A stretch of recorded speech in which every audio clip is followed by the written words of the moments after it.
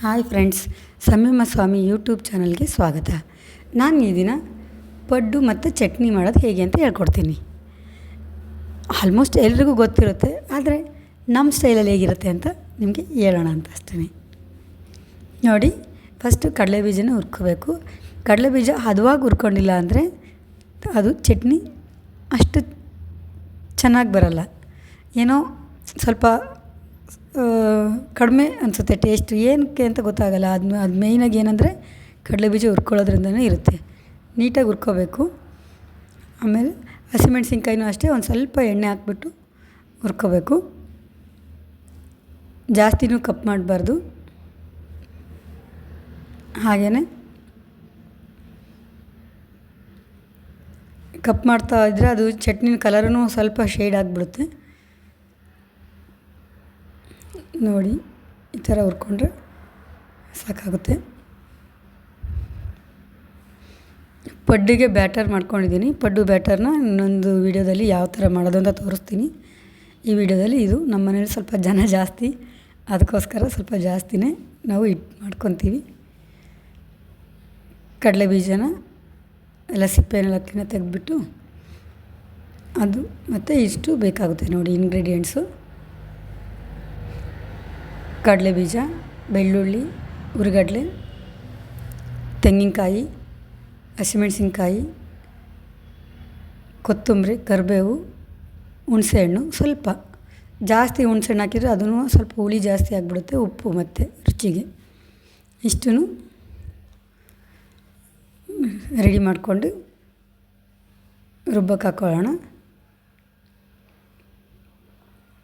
ಎಲ್ಲ ಇಂಗ್ರೀಡಿಯೆಂಟ್ಸ್ನು ನಿಮ್ಮ ಮನೆಗೆ ಎಷ್ಟು ಬೇಕೋ ಅಷ್ಟು ಹಾಕ್ಕೊಳ್ಳಿ. ಮಾಡ್ತಾ ಮಾಡ್ತಾ ನಿಮಗೆ ಎಷ್ಟು ಹಾಕಬೇಕು ಅಂತ ನಿಮಗೆ ಗೊತ್ತಾಗುತ್ತೆ.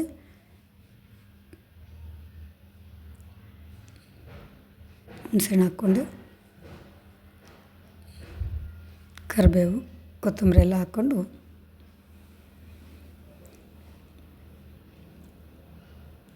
ರುಚಿಗೆ ತಕ್ಕಷ್ಟು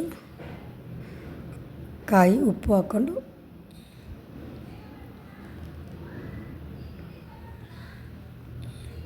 ರುಬ್ಬಬೇಕಾದಾಗೂ ಅಷ್ಟೇ ಜಾಸ್ತಿ ರುಬ್ಬಾರ್ದು. ಫುಲ್ ನುಣ್ಣಗೂ ಆಗಬಾರ್ದು ಮತ್ತು ಜಾಸ್ತಿ ತರಿನೂ ಇರಬಾರ್ದು.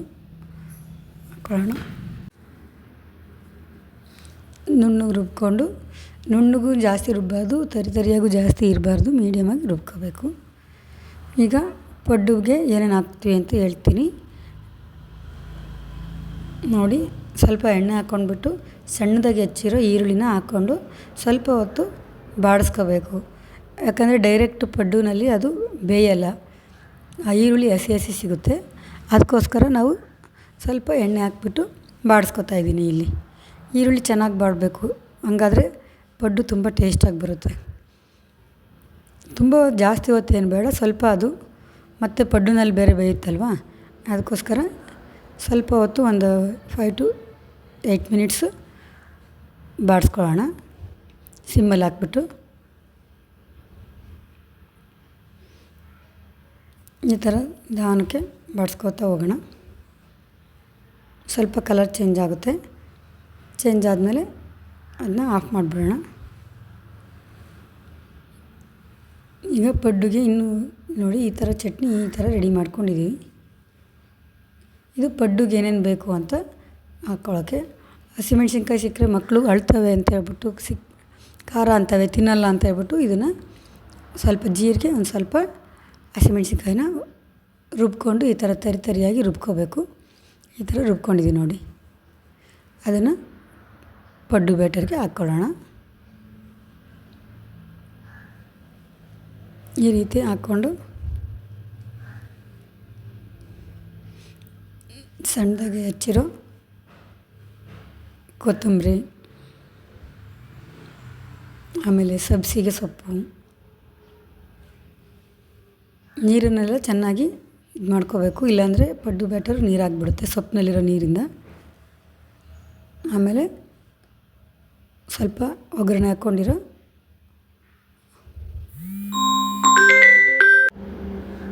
ರುಚಿಗೆ ತಕ್ಕಷ್ಟು ಉಪ್ಪು ಹಾಕ್ಕೊಂಡು ಅದನ್ನು ಚೆನ್ನಾಗಿ ಮಿಕ್ಸ್ ಮಾಡ್ಕೊಳ್ಳೋಣ. ಮಿಕ್ಸ್ ಮಾಡಿಸ್ಕೊಂಡ್ಮೇಲೆ ಈ ಥರ ಟೆಕ್ಸ್ಚರಲ್ಲಿ ಬರಬೇಕು. ಜಾಸ್ತಿ ನೀರು ಆಗಬಾರ್ದು ಮತ್ತು ಜಾಸ್ತಿ ಗಟ್ಟಿನೂ ಆಗಬಾರ್ದು. ಈ ಮೀಡಿಯಮ್ ಈ ಥರ ಟೆಕ್ಸ್ಚರಲ್ಲಿ ಇರಬೇಕು ನೋಡಿ. ಈ ಥರ ಇದನ್ನು ಪಡ್ಡು ಹಂಚಿಗೆ ಇಟ್ಬಿಟ್ಟು ಈ ಥರ ಹಾಕಬೇಕು. ಫಸ್ಟು ಸ್ವಲ್ಪ ಎಣ್ಣೆ ಹಾಕ್ಬಿಟ್ಟು ಆಮೇಲೆ ಇದನ್ನು ಹಾಕ್ಕೋಬೇಕು. 2 ಮಿನಿಟ್ಸ್ ಬೇಯಿಸಿದರೆ ಸಾಕು, ಜಾಸ್ತಿ ಹೊತ್ತೇನು ಬೇಡ. ಆಗಲೇ ಈರುಳ್ಳಿ ಎಲ್ಲ ಬೆಂದಿರುತ್ತೆ. ಇದೂ ಅಷ್ಟೇ ಬೇಗ ನೋಡಿ ಈ ಥರ ಪಡ್ಡು ರೆಡಿಯಾಗುತ್ತೆ. ನೋಡೋಕ್ಕೂ ತುಂಬ ಚೆನ್ನಾಗಿದೆ, ಟೇಸ್ಟಿನೂ ಆಗಿದೆ.